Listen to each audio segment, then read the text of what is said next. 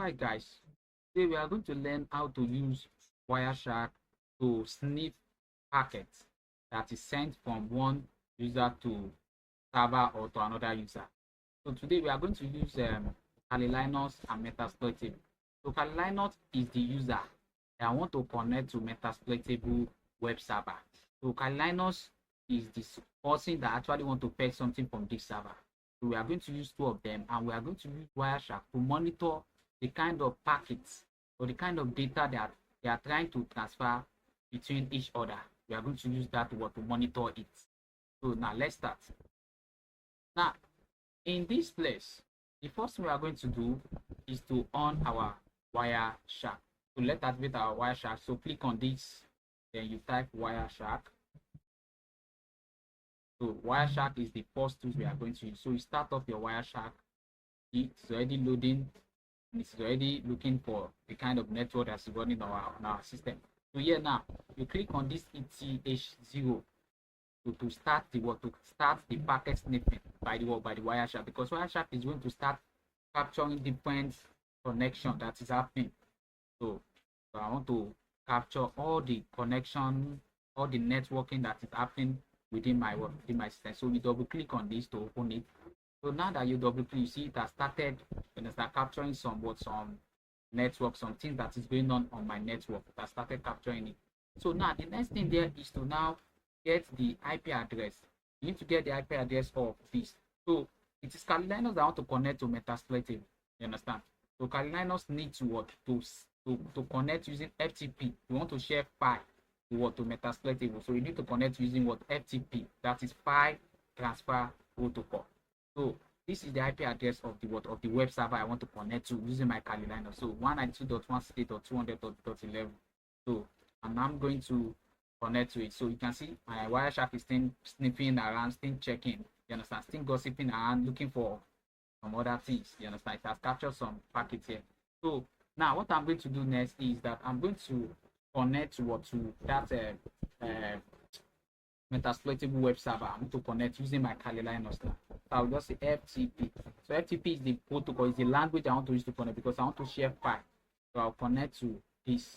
So once I connect, it's going to open the admin dashboard of that Metasploitable. So it has opened the admin. So the admin told me that I should enter my username and the password. So anything I'm doing here, the Wireshark is already capturing it. So if I enter my password, MSF admin, this is the password, and this is the username. Then if I enter the password, MSF admin, so this is the password. Now I've logged in. See, 230 long successfully. Now I'm logging. So the Wireshark has already captured my details. Understand? As I'm logging, that's captured my details. So everything I'm doing there, as I'm connecting to the Metasploitable, it's capturing all the things we are trying to do, because the FTP is unencrypted, is not encrypted. So let's say, for example, if I type PWD, that print working directory. So you see it's telling me that I'm in home, I'm in MSF admin. Then if I type ls to list things I have on the system already I've logged in into the system. You see, I have some, so I can make I can create a directory. You understand? And say mkdir. You understand? I can create a directory. I can call it request. You see? So you see now if I list it, you see. So now I've been able to create, okay, sorry, mkdir request. So this one has created. So if I list it now, I'm going to see it. So I've created request. So what is going to happen next is that all these things I'm doing here, you understand, the Wireshark is actually capturing it. So let me go and check the Wireshark. So here now I'm just going to filter it. So I'm just going to say FTP, and I'm going to filter it out. So let me filter it out. So it's going to give me, see this first one. Now from the look of things here, I can even see this request. See, so this is the username and this is the password, user password. You see? So if I want to see the full detail, I'll just right click on this one. If I right click, then I'll go to follow TCP stream. So you can see that here the Wireshark has actually captured the username and it has also captured the password. So this is how hackers can actually sniff somebody's username and password. So they can sniff your username and password if you are not using an encrypted protocol to connect. Like FTP now is unencrypted, it's not secure. So that's why I was able to capture the username and the password just using just using Wireshark. Understand? So you can see that it also shows some other things that I did while connecting to the Metasploit web server. You see, Metasploitable web server. You can see. So list, you can see, directory that I created. You can see.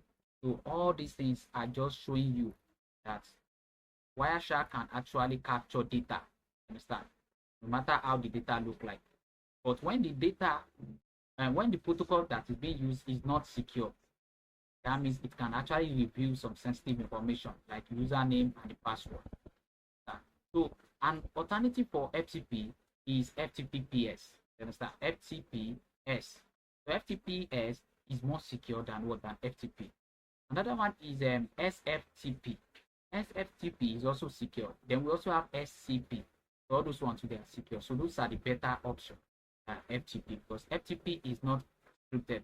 So it is just something that is, you understand, that transfer data or packets in a clear text, in a plain text without encrypting it.